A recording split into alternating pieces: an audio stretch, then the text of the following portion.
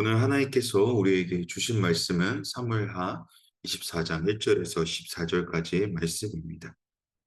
하나님 말씀 들어보도록 하겠습니다. 여호와께서 다시 이스라엘에게 진노하시게 됐습니다. 그래서 그들을 치시려고 다윗을 붙이셔서 이스라엘과 유다의 인구를 조사하게 하셨습니다. 그리하여 왕이 요압과 군사령들관들에게 말했습니다.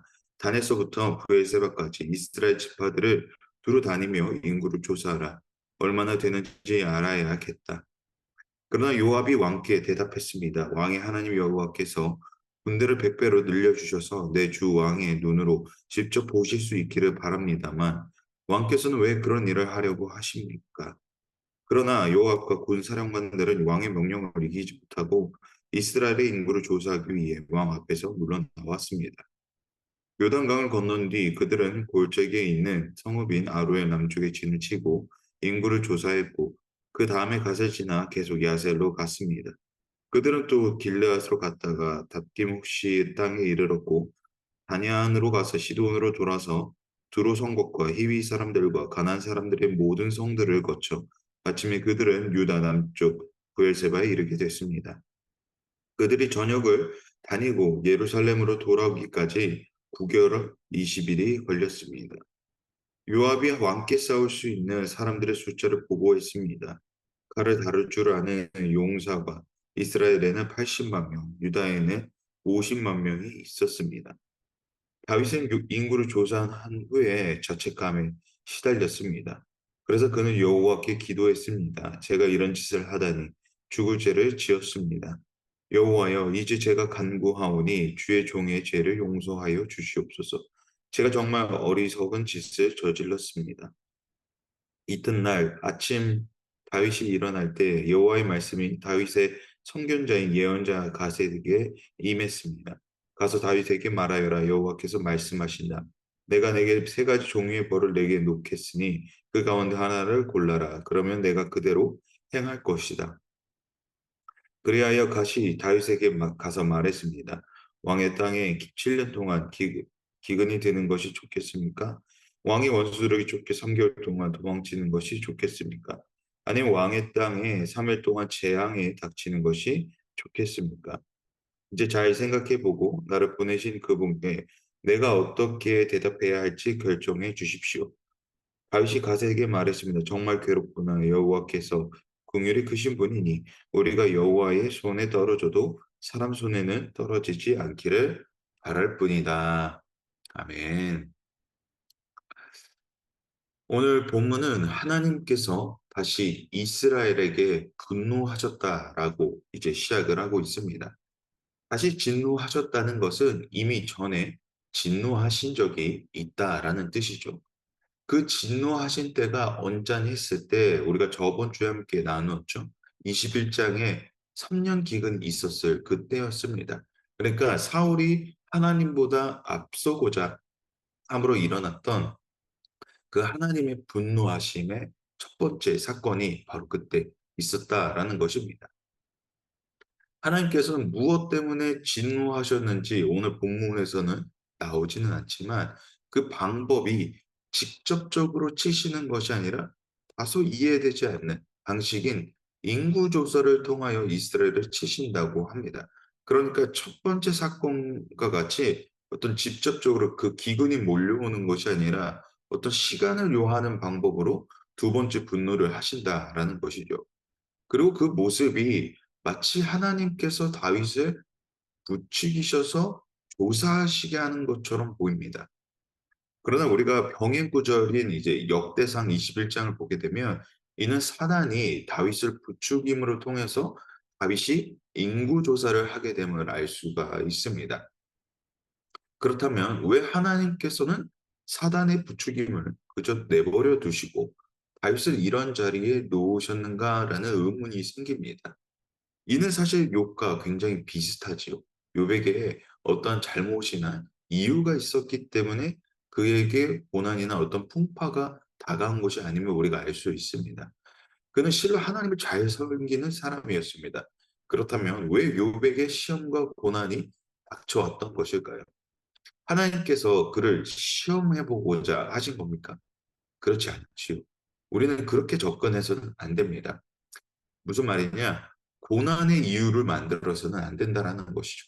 이유가 곧 원인이 되고 변명할 여지가 되고 핑계의 원인이 되기 때문에 그렇다면 우리는 고난이 다가올 때 태도는 욥기 1장에서 욥이 고백하는 것처럼 주신이도 하나님이시고 거두시는 분도 하나님이심을 우리는 먼저 알아야 합니다. 다시 말해 고난이 몰려올지라도 우리의 고난에 대한 이유와 방법을 찾아가는 것이 아니라 고난이 몰려올지라도 내가 그럼에도 불구하고 하나님만 바라보겠습니다. 라고 얘기하는 게 우리의 올바른, 우리의 바른 모습의 태도라는 것이죠. 또한 다양한 방법도 있을 텐데 하필이면 왜 인구조사를 통하여서 하나님께서 다윗을 이제 그 자리로 내모시는가라는 의문이 들 때 사실 인구조사는 자체는 잘못된 방법이 아니죠. 죄가 아닙니다. 왜냐하면 이미 출애굽과 이 민수기에서 계수를 하였습니다. 그러니까 이것은 죄가 아니었습니다. 왜냐하면 그 목적이 하나님께 있었기 때문입니다. 출애굽과 이 민수기의 인구조사는 하나님의 백성을 구분함과 동시에 반세길이라는 세금을 내물 통하여서 내가 하나님의 백성이라는 신앙 고백을 하는 증거가 되고 이는 가난한 자, 부한 자 모두 하나님 앞에 동일하다는 의미를 가지고 있었습니다. 이는 현대 11조와도 이제 비슷한 맥락을 가지고 있죠.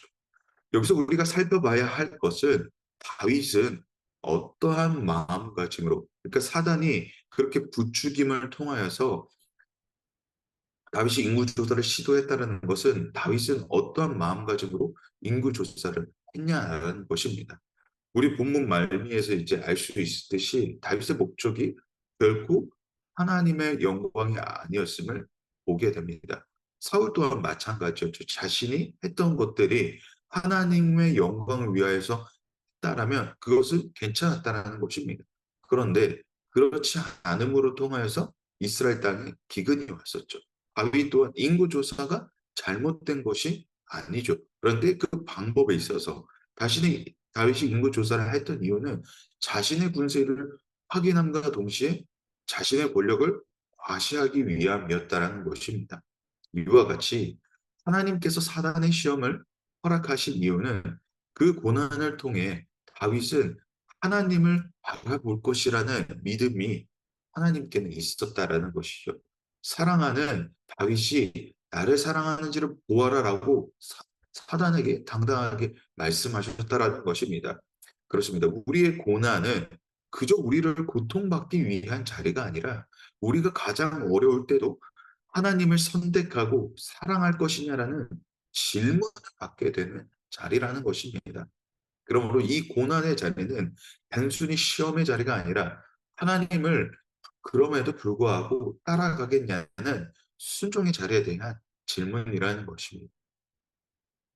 신앙의 여정을 걸어갈수록 우리의 신앙이 전과 같지 않음을 보게 되는 것은 처음 하나님과 만났던 그 뜨거운 사랑이 식었기 때문입니다.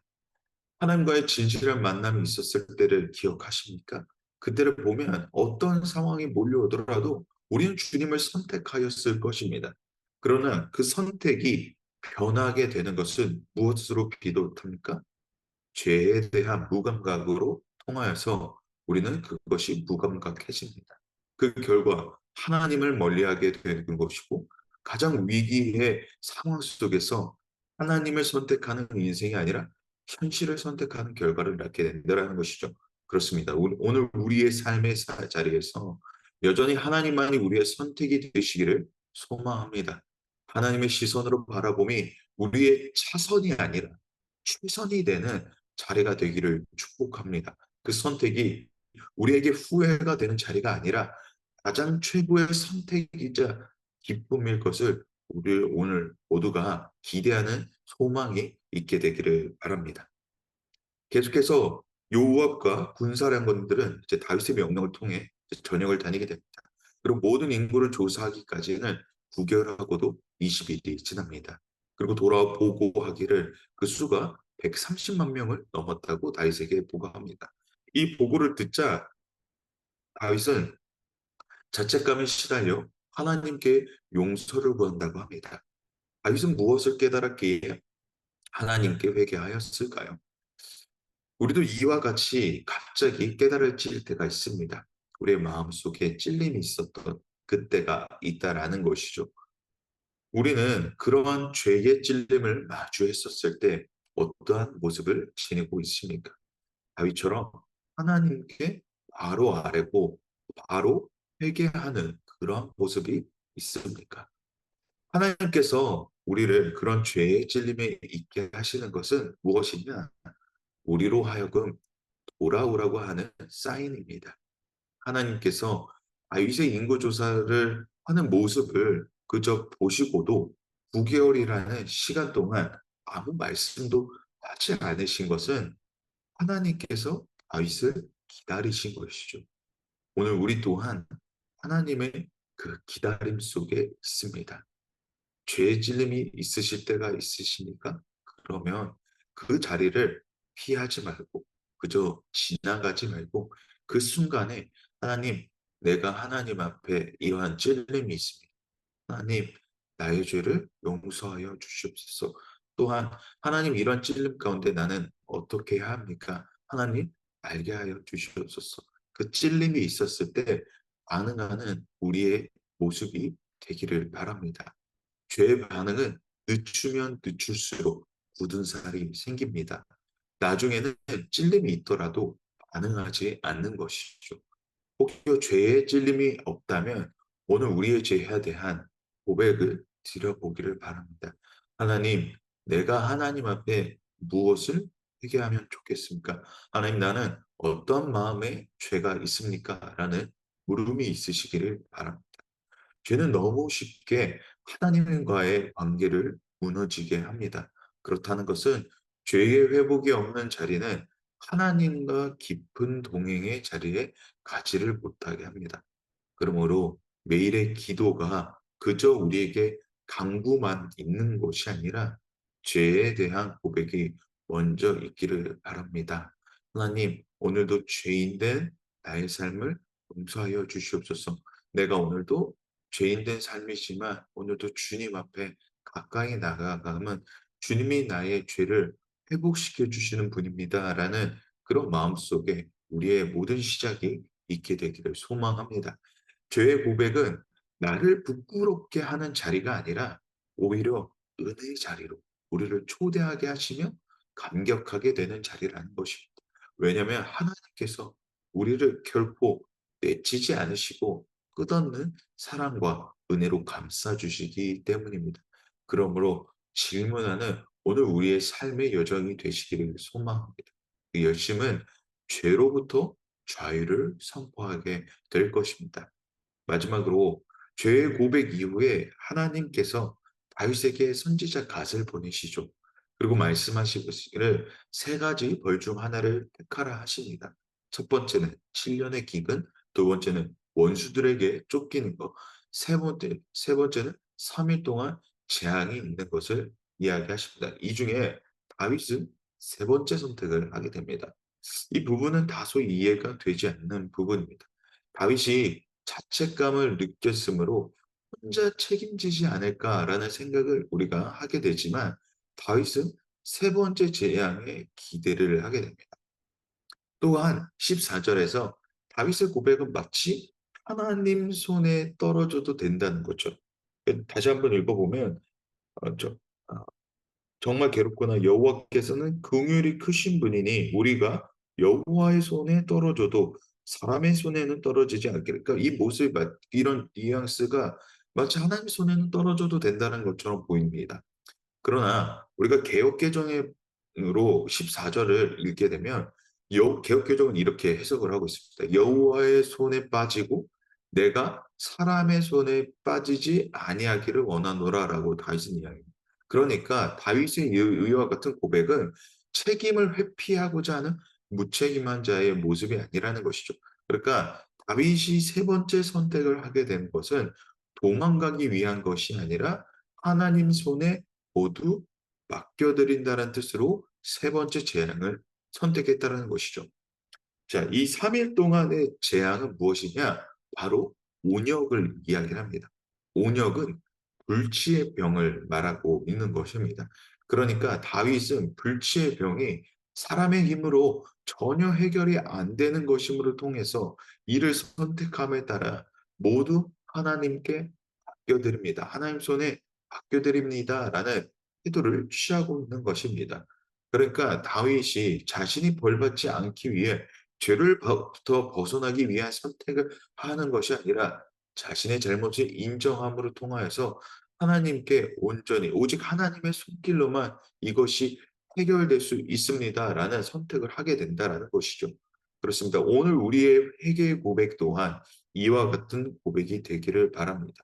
죄의 고백은 하나님으로부터 회복을 의미한다는 것이죠. 다시 말해, 나의 고백으로 그저 끝나는 것이 아니라 하나님을 인정하는 것부터 시작한다는 것이죠. 죄부터의 회복은 오직 하나님의 주권입니다. 그러므로 우리가 회개할 때는 하나님, 내가 하나님 앞에 죄가 있습니다. 라는 인정으로부터 시작해 하나님 손에 하나님 이끌리어 인도하여 주시옵소서, 해결하여 주시옵소서, 하나님 앞에 온전히 맡겨드립니다라는 고백이 되어야 한다라는 것입니다. 결론입니다. 고난이 몰려와도 하나님께 따지는 인생이 아니라 하나님 앞에 온전히 내려놓는 인생이 되기를 소망합니다. 내려놓는다는 것은 포기하는 의미가 아닙니다. 하나님께 맡겨드린 하나님의 주권을 인정하는 태도라는 것이죠. 당장에는 그 상황이 왜 내게 왔는지에 대한 여러 궁금증을 만들어내지만 그럼에도 불구하고 하나님께서 선하신 방향으로 인도하실 것이라는 그 믿음 앞에 고난은 우리에게 선명하신 하나님의 은혜가 들어십니다. 나는 그 은혜의 자리가 되기를 소망합니다. 그 고난은 우리에게 하나님의 은혜를 바라보게 되는 자리가 된다라는 것이죠. 그 소망 끝에서 우리는 하나님의 일하심을 보게 될 것입니다. 사랑하는 성도 여러분, 오늘도 주님을 바라보시기를 바랍니다. 주님은 언제나 우리의 삶 가운데서 말씀하시고 깨닫게 해주시는 그 은혜의 자리로 초청하십니다.